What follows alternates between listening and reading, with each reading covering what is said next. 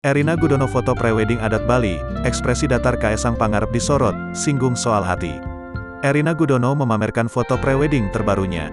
Ekspresi Kaesang Pangarep disorot. Kabar bahagia tengah dirasakan pasangan Erina Gudono dan Kaesang Pangarep. Pasangan ini diketahui akan melanjutkan hubungan mereka ke jenjang yang lebih serius. Berbagai persiapan pernikahan telah dilakukan oleh keduanya.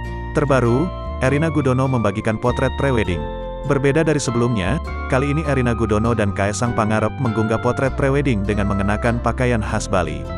Melalui Instagram pribadinya, Putri Indonesia daerah Yogyakarta 2022 itu membagikan sederet potretnya. Tampak Erina Gudono tampil cantik dengan pakaian khas Bali berwarna merah kombinasi ungu. Ada 3 potret yang dibagikan perempuan berusia 25 tahun itu di Instagram. Pertama, Erina Gudono duduk sendiri tanpa ditemani Kaesang Pangarep. Selanjutnya, mereka membagikan potret bersama. Kemudian dalam potret ketiga, terlihat Kaesang terlihat foto sendiri. Dalam keterangan unggahan, Erina mengungkapkan maksud ekspresi dari Kaesang.